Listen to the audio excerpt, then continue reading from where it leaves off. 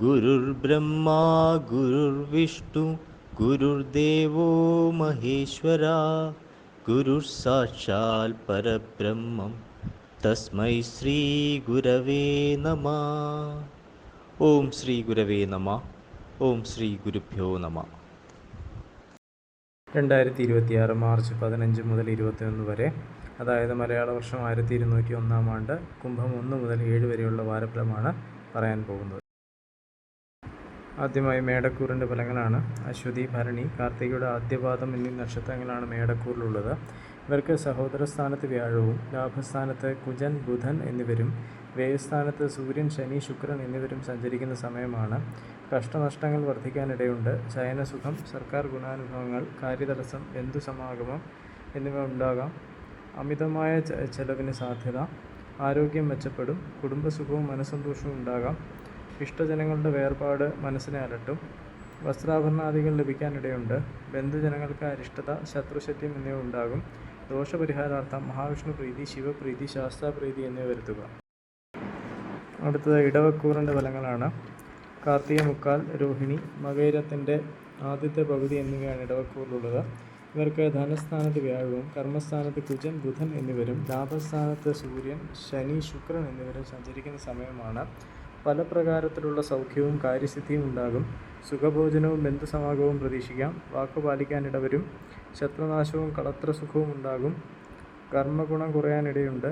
ഭയം, അഭീഷ്ടസിദ്ധി, ബന്ധുസമാഗമം, അമിതമായ ചെലവ് എന്നിവ ഉണ്ടാകാം. അനുകൂലമായ സ്ഥാനമാനങ്ങൾ ലഭിക്കാനിടയുണ്ട്. ദോഷപരിഹാരാർത്ഥം സുബ്രഹ്മണ്യ പ്രീതി, ദേവി പ്രീതി എന്നിവ വരുത്തുക. അടുത്തത് മിഥുനക്കൂറിൻ്റെ ഫലങ്ങളാണ്. മകയിരം അവസാനത്തെ പകുതി, തിരുവാതിര, പുണർതം മുക്കാൽ എന്നീ നക്ഷത്രങ്ങളാണ് മിഥുനക്കൂറിലുള്ളത്.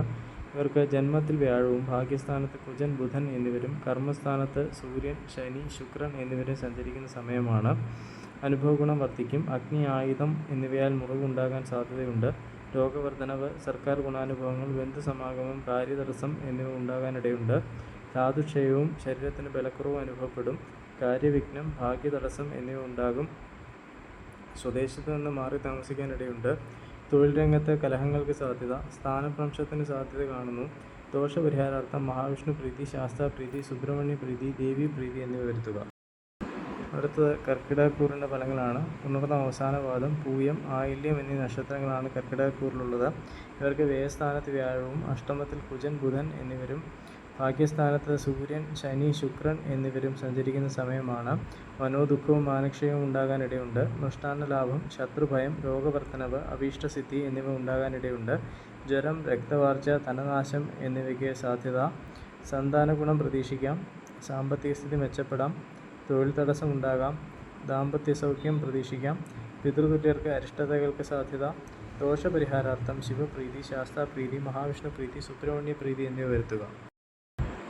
അടുത്തത് ചിങ്ങക്കൂറിൻ്റെ ഫലങ്ങളാണ്. മകം, പൂരം, ഉത്രം, ആദിവാദം എന്നീ നക്ഷത്രങ്ങളാണ് ചിങ്ങക്കൂറിലുള്ളത്. ഇവർക്ക് ലാഭസ്ഥാനത്ത് വ്യാഴവും കളത്രസ്ഥാനത്ത് കുജൻ, ബുധൻ എന്നിവരും അഷ്ടമത്തിൽ സൂര്യൻ, ശനി, ശുക്രൻ എന്നിവരും സഞ്ചരിക്കുന്ന സമയമാണ്. കലഹപ്രവണത, സർക്കാർ സംബന്ധമായ ദോഷാനുഭവങ്ങൾ എന്നിവ ഉണ്ടാകാനിടയുണ്ട്. രോഗശമനം, മൃഷ്ടാന്നലാഭം, അഗ്നിഭയം, ബന്ധനം എന്നിവ പ്രതീക്ഷിക്കാം. ദാമ്പത്യ ഗുണം കുറയും. ഉറക്കമില്ലായ്മ, മനോദുഃഖം എന്നിവ അലട്ടും. സ്ഥാനപ്രാപ്തിയും വസ്ത്രാഭരണ ലാഭം ഉണ്ടാകും. ഗൃഹം മൂടി പിടിപ്പിക്കാനിടയുണ്ട്. ബന്ധുക്കളുമായി കലഹത്തിന് സാധ്യത. ദോഷപരിഹാരാർത്ഥം ശിവപ്രീതി, ശ്രീകൃഷ്ണപ്രീതി, ധർമ്മശാസ്ത്ര പ്രീതി, സുബ്രഹ്മണ്യ പ്രീതി എന്നിവ വരുത്തുക.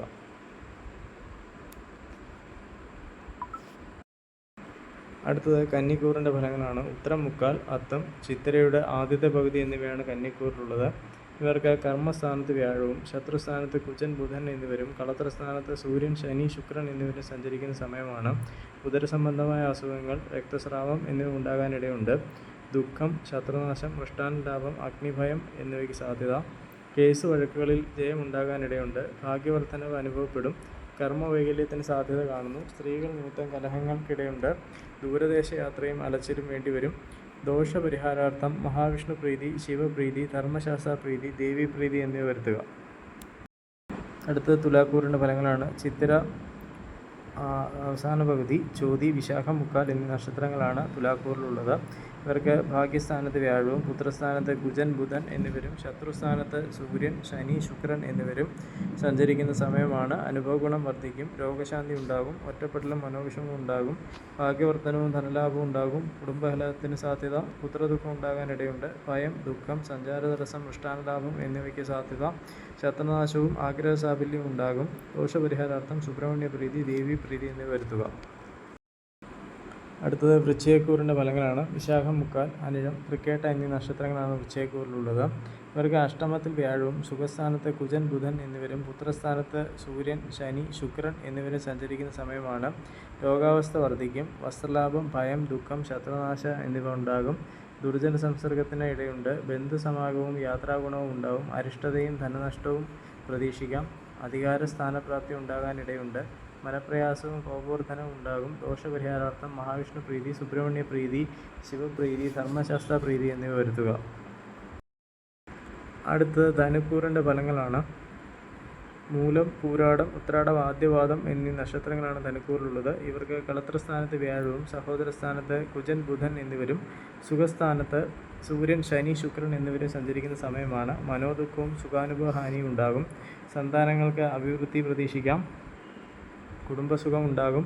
സഹോദര ഗുണം കുറയും. ശത്രുനാശവും സ്വർണ്ണാഭരണ ലാഭവും ഉണ്ടാകും. കാര്യവിജയം, അനാരോഗ്യം, ദുഃഖം, മാനക്ഷയം എന്നിവ ഉണ്ടാകാനിടയുണ്ട്.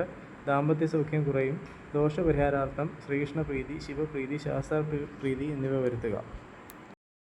അടുത്തത് മകരക്കൂറിൻ്റെ ഫലങ്ങളാണ്. ഉത്രാടം, മുക്കാൽ, തിരുവോണം, അവിട്ടത്തിൻ്റെ ആദ്യത്തെ പകുതി എന്നിവ ആണ് മകരക്കൂറിലുള്ള നക്ഷത്രങ്ങൾ. ഇവർക്ക് ശത്രുസ്ഥാനത്ത് വ്യാഴവും ധനസ്ഥാനത്ത് കുജൻ ബുധൻ എന്നിവരും സഹോദരസ്ഥാനത്ത് സൂര്യൻ ശനി ശുക്രൻ എന്നിവരും സഞ്ചരിക്കുന്ന സമയമാണ്. ആരോഗ്യപുഷ്ടിയും സന്തോഷാനുഭവങ്ങളും ഉണ്ടാകും. മൃഷ്ടാന്ന ലാഭം, അമിത ചെലവ്, വസ്തുലാഭം, ഭയം എന്നിവ ഉണ്ടാകാം. ഭാഗ്യക്കുറവ് അനുഭവപ്പെടും. വിദ്യാലാഭം പ്രതീക്ഷിക്കാം. ശത്രുശല്യം വർദ്ധിക്കാം. ഐശ്വര്യവും ആജ്ഞാശക്തിയും വർദ്ധിക്കും. സ്ഥാനപ്രാപ്തിയും സഹോദര ഗുണവും ഉണ്ടാകും. ദോഷപരിഹാരാർത്ഥം മഹാവിഷ്ണു പ്രീതി, ദേവി പ്രീതി എന്നിവ വരുത്തുക. അടുത്തതായി കുംഭക്കൂറിൻ്റെ ഫലങ്ങളാണ്. അവിട്ടം അവസാനത്തെ പകുതി, ചതയം, പൂരിട്ടാതി, മുക്കാൽ എന്നീ നക്ഷത്രങ്ങളാണ് കുംഭക്കൂറിലുള്ളത്. ഇവർക്ക് പുത്രസ്ഥാനത്ത് വ്യാഴവും ജന്മത്തിൽ കുജൻ ബുധൻ എന്നിവരും ധനസ്ഥാനത്ത് സൂര്യൻ ശനി ശുക്രൻ എന്നിവരും സഞ്ചരിക്കുന്ന സമയമാണ്. വനപ്രയാസത്തിനും ധനനാശത്തിനും സാധ്യത കാണുന്നു. വസ്തുലാഭം, കർമ്മതടസ്സം, മൃഷ്ടാന്നലാഭം, അമിതമായ ചെലവ് എന്നിവ ഉണ്ടാകാം. സ്വജനവിരഹത്തിനും ശത്രുശല്യത്തിനും സാധ്യത. സഞ്ചാരക്ലേശം ഉണ്ടാകും. ദാമ്പത്യ ഗുണവും സഞ്ചര സംസർഗവും ഉണ്ടാകും. അനുഭവ ഗുണം വർദ്ധിക്കും. ശക്തിക്കുറവും വാക്പിഴയും ഉണ്ടാകാനിടയുണ്ട്. ദോഷപരിഹാരാർത്ഥം സുബ്രഹ്മണ്യ പ്രീതി, ശ്രീകൃഷ്ണ പ്രീതി, ശിവപ്രീതി, ധർമ്മശാസ്ത്ര പ്രീതി എന്നിവ വരുത്തുക. അടുത്തത് മീനക്കൂറിൻ്റെ ഫലങ്ങളാണ്. പൂരിട്ടാതി അവസാന പാദം, ഉത്രട്ടാതി, രേവതി എന്നീ നക്ഷത്രങ്ങളാണ് മീനക്കൂറിലുള്ളത്. ഇവർക്ക് സുഖസ്ഥാനത്ത് വ്യാഴവും വ്യയസ്ഥാനത്ത് കുജൻ ബുധൻ എന്നിവരും ജന്മത്തിൽ സൂര്യൻ ശനി ശുക്രൻ എന്നിവരും സഞ്ചരിക്കുന്ന സമയമാണ്. രോഗവും വിഷഭയവും ഉണ്ടാകും. മൃഷ്ടാന്ന ലാഭം, ശയനസുഖം എന്നിവ പ്രതീക്ഷിക്കാം. ബന്ധുക്കൾ മൂലം ദുഃഖങ്ങൾ ഉണ്ടാകാനിടയുണ്ട്. പാപപ്രവൃത്തികളിൽ താല്പര്യം വർദ്ധിക്കും. ധനനഷ്ടം, ഉഷ്ണരോഗങ്ങൾ എന്നിവയ്ക്ക് സാധ്യത. ബന്ധുസമാഗമം, മനപ്രയാസം, ഭാഗ്യവർദ്ധനവ്, കർമ്മതടസ്സം എന്നിവ ഉണ്ടാകാം. ദേഹപീഡയും കോപോർദ്ധനവും ഉണ്ടാകും. ദോഷപരിഹാരാർത്ഥം മഹാവിഷ്ണു പ്രീതി, സുബ്രഹ്മണ്യ പ്രീതി, ശിവപ്രീതി, ശാസ്താപ്രീതി എന്നിവ വരുത്തുക.